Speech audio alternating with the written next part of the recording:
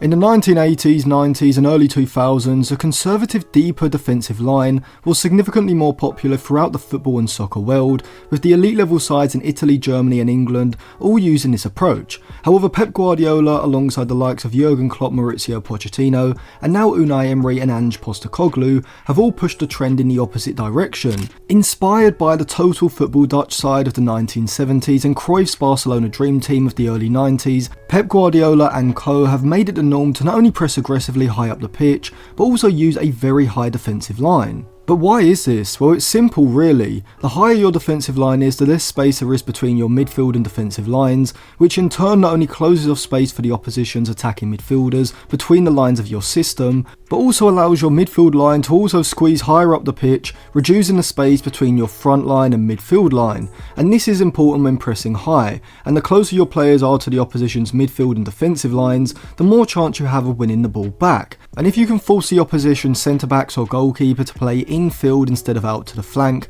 this will allow you to then win possession high up the pitch in central positions, with your midfield line able to apply pressure onto the opposition's deeper line midfielders when they receive the ball with their back to goal. From here, after the turnover, you can then look to attack directly with the opposition out of position. This is known as a counter press, a press that occurs immediately after you lose possession high up the pitch, with the high defensive line being a crucial piece of the counter pressing puzzle. But it's not just for offensive reasons. Defensively, the higher back line allows you to compress the space between the lines of your defensive shape, which is something we see from Unai Emery's Aston Villa and Pep Guardiola's Manchester City, with both sides holding an extremely high defensive line. This in turn leaves very little space between your defence and midfield, stopping the opposition being able to thread passes into players between the lines, as they would be able to do if the backline was maybe 10 or 15 yards deeper. However, by opting to close off space in front of the defensive line, in turn you create space in behind your defensive line, and this is where individual defenders and goalkeepers need to modify their game in order to play in a high line system effectively.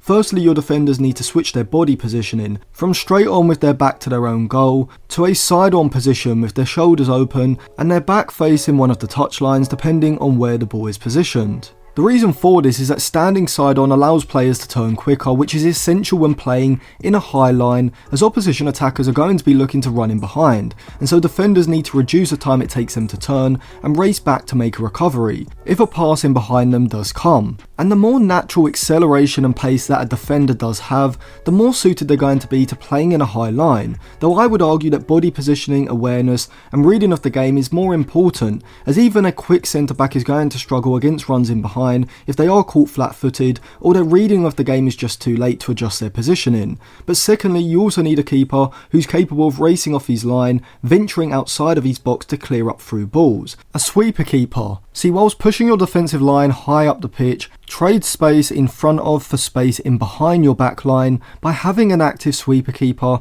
who can venture far outside of his box to make clearances, essentially reduces that space, making it hard for the opposition to release runners in behind your back line, because their through ball or long pass has to be weighted perfectly so that it doesn't run away from the attacker and into the goalkeeper's path. The high defensive line works in tandem with a high press, but also an offside trap, two concepts we've already explained in previous videos on this channel. As I've said before, a high defensive line is crucial for a side that presses high, as it condenses the space between the lines, and an offside trap goes hand in hand with this as well. Throughout a game there are going to be certain situations where the opposition is going to have the chance to get in behind, and so being able to partner your high defensive line with an organised offside trap allows you to nullify these runs in behind without a direct intervention from your defenders or goalkeeper, and a great example of this came from the Manchester City Newcastle game inside the opening minutes. Here we see as Newcastle receive the ball on the right side that City's backline are incredibly high, leaving a minimal amount of space between the backline and midfield line,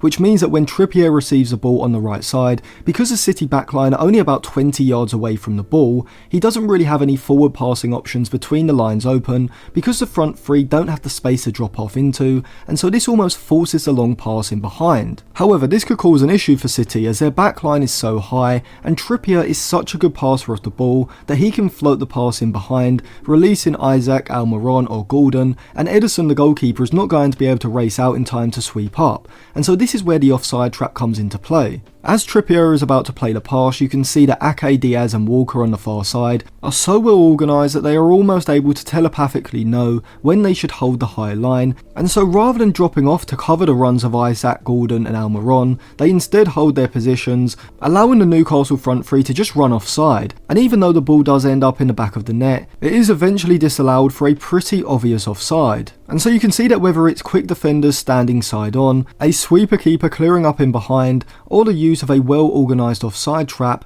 there are multiple effective strategies to stop teams being able to exploit the space in behind your back line, allowing you to then squeeze your back line high up the pitch and receive all of the pressing and defensive benefits that come with that. So if you enjoyed that video, check out some of our others, and subscribe to the channel and click the bell so you get notified when our videos come out.